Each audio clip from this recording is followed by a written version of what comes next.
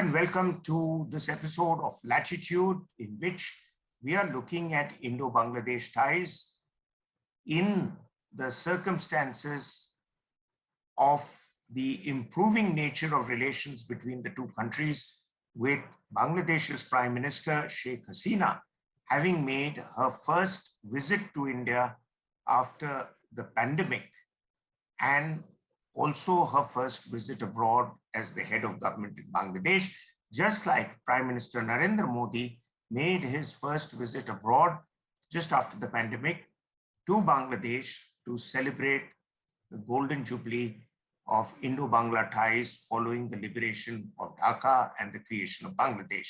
And we have two informed and hands-on experts on Bangladesh.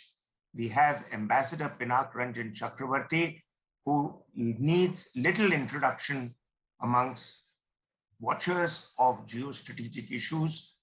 He writes, he comments, he's a regular TV personality, and has been twice posted in our mission in Bangladesh, including being our High Commissioner there. And we have a renowned expert on the Northeast, Mr. Jaideep Saikia, who is a commentator, who's a columnist, lectures all over the world in India, US, and elsewhere on counterterrorism, counterinsurgency, and conflict issues, and is the author of an earlier book on Bangladesh. So I'll start with you, Ambassador Chakravarti, sir, as you are our go-to person on Bangladesh. And what is it that is new about Indo-Bangladesh ties with Sheikh Hasina's government now probably insisting that Bangladesh has continued to be supporting India in all its concerns, while Bangladesh has also received a lot of support from India? For example, in the light of the Ukraine-Russia conflict, prices of wheat had gone up substantially. 66% of Bangladesh's wheat traditionally comes from India. India has continued those supplies. India has provided its largest tranche of vaccines to Bangladesh during the COVID times. And India continues to be a go-to friend for a number of projects that Bangladesh has, including a very big thermal project, which I believe has just been launched. Well, indeed, I think the last 50 years that Bangladesh has been independent has seen ups and downs in our relationships, particularly after the brutal assassination of Bangabandhu Sheikh Mujibur Rahman in August 1975, after which, governments came which were not very, friendly towards India. Military dictators with, I suppose, Pakistani mindsets were there. Then, of course, Sheikh Hasina came back to power in 96, and which is when we did the famous Ganga water stream. So I can say with some confidence that that when Sheikh Hasina and the Awami League has been in power, we have had better relations with Bangladesh, because there has been some kind of understanding, political understanding between the leadership of the Awami League and India. And since Sheikh Hasina came back to power in the 2008 election and took over into the early 2009, there has been no holding back, and we have been able to solve a lot of pending issues, border agreements, maritime boundary. Then, of course, connectivity has taken a great leap forward, which is what both countries want, because trade, by the way, has really sort of shot up. And by 2021, we were trading almost $18 billion, which makes Bangladesh our largest economic partner in this region. And we, of course, have reciprocated with fairly generous lines of credit amounting to about 8 billion, which is going into creating a lot of infrastructure in Bangladesh. You talked of the power plant. Bangladesh is a power deficit country, and hence it all began in 2008 and 9 when the grid connectivity work was started. Now we have a NTPC power plant with PDB, a joint venture. Then the Adani power plant in Goda in Jharkhand, which will supply 1,600, is dedicated to supplying Bangladesh through a dedicated transmission line, which should be completed by the end of next year. So all these connectivities, energy, power, and then of course there's this a pipeline being built from Numaligarh refinery into northern Bangladesh, which will supply diesel, fuel, and petrol, etc., refined products. So there has been a lot of effort that has gone into connectivity. I can talk about the Mongla and the Chittagong ports, which are now open for Indian goods, or the consignments that are going via Chittagong to Agartala, and the cyber connectivity from Cox's Bazar into Agartala. These are some of the very, very, very vital connectivities that have been established under the leadership of Prime Minister Sheikh Hasina, who has been very forward-looking and has realized that, and under her, Bangladesh has became the fastest growing economy in Asia. And now, of course, with the pandemic and and the problem and the war in Ukraine, it has cast a little bit of a shadow. There is some economic stress on all countries, not just on Bangladesh. Jaideep, I want to understand from you. You have written an extremely insightful piece just recently on Indo-Bangladesh ties and how India should also feel grateful towards Bangladesh for the steps it has taken. Bangladeshis would certainly argue on those lines. Indians might counter to that to say that, well, you created the problem in the first place and now you've eliminated it, so good for you and good for us. But essentially, what were the problem areas which Sheikh Hasina's government addressed in the light of our boundary security? Well, quite clearly, I think India has much to be grateful about, as I wrote in a particular newspaper. But the fact of the matter is, I think, after her coming to power in 2009, I think she delivered quite quickly. Primarily first by sort of handing over the Indian insurgents leaders who were billeted in Bangladesh very quickly, and which brought in a modicum of peace to primarily Assam. And then she cracked down on the Islamists and, of course, the war criminals in her country, which had naturally a very determinedly Pakistan outlook. They were the ones who resisted the severance from Pakistan. So I think India, in some, has much to be grateful to her. And as Ambassador Chakraborty has said already, I think Awami League has a very elegant umbilical cord that is in place with the Indian people and the Indian leadership, which has manifested itself in the last 13 odd years that she's been in power in a very, very nice way. I think that's important for a person, for the Indian people to understand. But having said that, I think we should also go away from our big brotherly attitude and do a little more. I have stressed on that aspect as well in my writings, that we need to show a little bit of more charity, whether it is water sharing of the Tista. The recent visit of Sheikh Hasina perhaps did not talk about the Tista water, despite the fact that the Kushiara River water sharing was talked about. But being a bigger neighbor, I think India needs to do a little bit, especially as it has a neighborhood first policy, which has in its ambit Bangladesh as one of its foremost constituents. Back to you. Yeah, there is merit.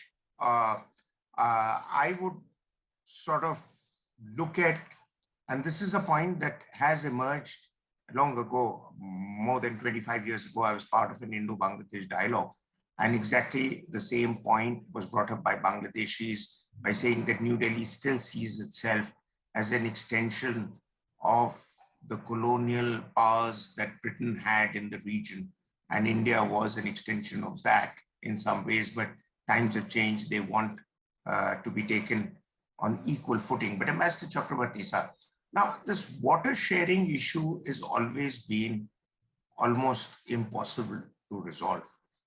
What are the issues? There is the Tista River, and I know successive governments in West Bengal have been equally sensitive about it, as have been governments in Dhaka. But Bangladesh is a country which is filled with rivers, and it's all not about Tista. There is the extension of the Brahmaputra that comes into Bangladesh. There are other rivers that come in. And so are all the flooding problems of Bangladesh because of the Tista?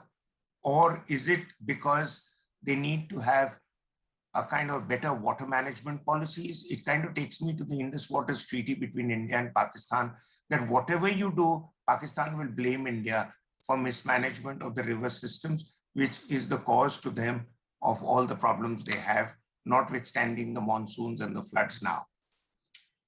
Well, I think there's a bit of that. As a low riparian country, Bangladesh does feel a little, in an odd place, because there are about 54 cross-boundary rivers that flow from India into Bangladesh.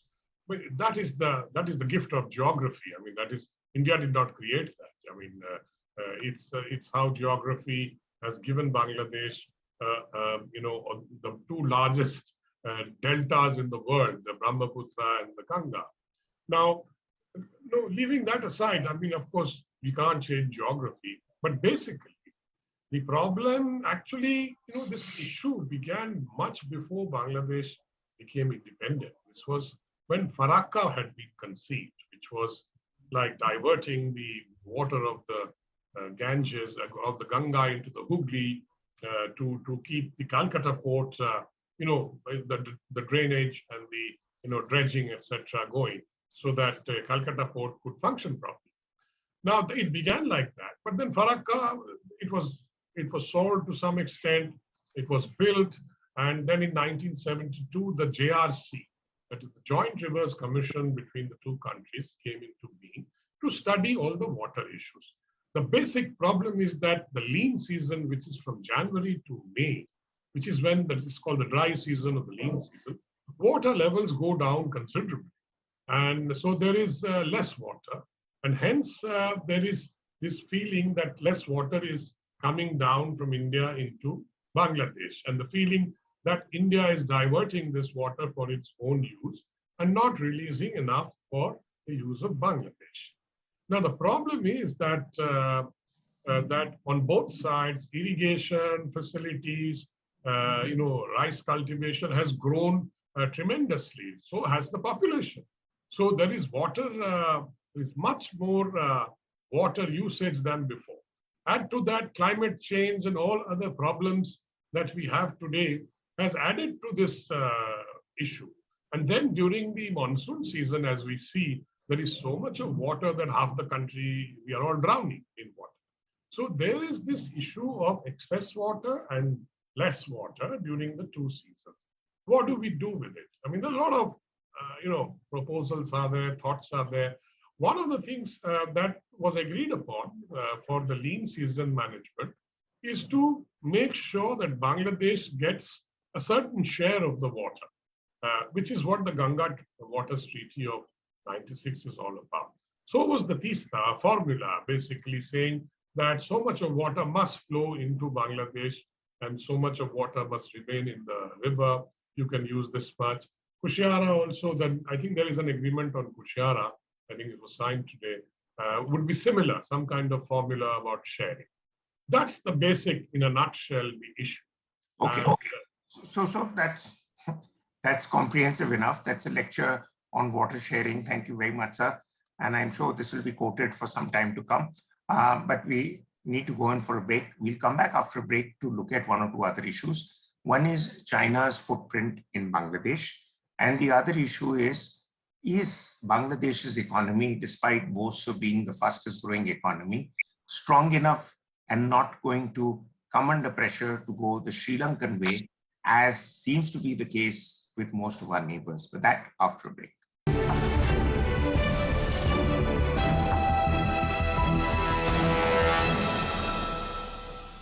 Welcome back. We are continuing to look at Indo-Bangladesh ties in the light of the visit of the Bangladeshi Prime Minister to India. and both countries insisting that their relationships are at their best right now, and there is always room for growth, provided Sheikh Hasina in particular continues to be in power, because she's been well inclined towards India. And I'll ask Jaideep two questions in my question now, and please keep the answers short. One is the security dimension of Indo-Bangladesh ties. There is the element of China's huge amount of military presence in Bangladesh with weapons imports and things of that nature, how that conflicts with India's interests. And the other is Bangladesh soil being used from time to time for anti-India groups, because in your writings, you have also mentioned that in her effort to discipline all these groups, insurgents operating from Bangladesh, she came under resistance from groups that characterize a section of the Bangladesh army and the DGFI, who were reluctant to act. Please explain. Well, let me answer your second question first. As a matter of fact, yes, there is, at least I have counted in stat, that there is a continuing old tie network between the armed forces of Bangladesh. And as you know, the DGFI, or the Director General of Forces Intelligence personnel, are mostly drawn from the Bangladesh Army, continue to have very cordial relationship with Pakistan. And that is precisely why when she first came into power in 2009, she had to actually depend on the Rapid Action Battalion and the detective branch of the Bangladesh police to act against the Indian insurgents and also the Islamists, because most of these anti-India forces were billeted there, and they had the patronage of the earlier regimes, which actually allowed them to use Bangladesh as a safe haven. But coming to your first question, I think that's very important. Yes, China is perhaps the most important net exporter of defense equipment to Bangladesh. And in its attempts to offset that, we have tried to sort of give her a LOC, a letter of credit, in 2019, which amounted to US $500 million. But even as she has visited a couple of days ago, we do not hear much about it. And to my understanding, it's because the armed forces of Bangladesh, or at least a section of the armed forces of Bangladesh, has put the Indian equipment in C category, and we have been asking them to upgrade it to A category. And there are also stray reports which says that China's import of arms to Pakistan is now being rerouted from Pakistan onto Bangladesh, including a naval, observers being sighted in Bangladesh. That doesn't augur well for India's security. You'll recall that, Bangladesh procured 2 Ming-class submarines from the People's Republic of China some years ago. And I wonder what maritime concerns that they have, if they had any at all. And India probably was caught unawares about these 2 diesel submarines, BNS Novojatro and BNS Joy Jatro. So I think, the Chinese hand in Bangladesh of the present is very palpable. And as I wrote, I think Sheikh Hasina is trying to sort of balance out the 2 Asian giants. So I think, So you've brought out some very important aspects. I'll come back to you a bit more. Ambassador Chakrabarti, sir, China's geostrategic influence in our neighborhood is, I believe, a challenge for the Ministry of External Affairs, and you were a senior member of that.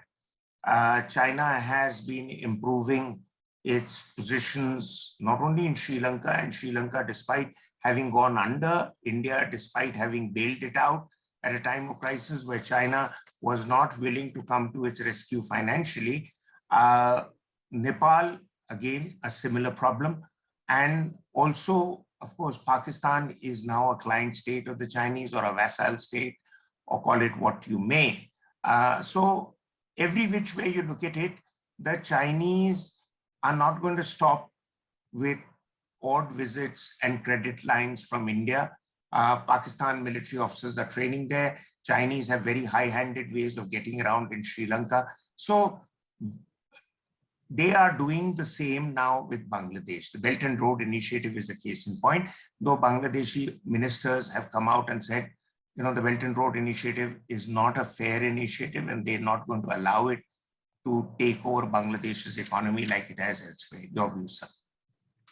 There is no doubt that China under Xi Jinping is making an extra effort to extend its influence and, if I may say, hegemony over Asia and if not the world in due course. So we are facing a Chinese onslaught in the sense of, you know, they are using different tools to do it. Bangladesh, for a very long time, has been a Chinese client for defense hardware. And that gives China a huge amount of influence over the armed forces. And it also links them up with the Pakistani armed forces in many ways. After all, they all go to China for training, and I'm sure they meet there and get to know each other. So that link is very strong. And that is not a link that is favorable for India. But then the army also understands that one thing about the Bangladesh army is that it has been, like the Pakistani army, has interfered in political events in Bangladesh. So there is that tradition of political, you know, intervention. So, but keep that aside, that is not relevant at the moment. But then the Chinese influence has grown. So India's, you know, lines of credit, etc., that we have sort of tried to give them for procurement, etc., it's being resisted, I think, by the mindset of some of the senior of the Bangladeshi military leadership. One reason being that China will not like it, so and they are dependent on China for their military hardware, spares, etc.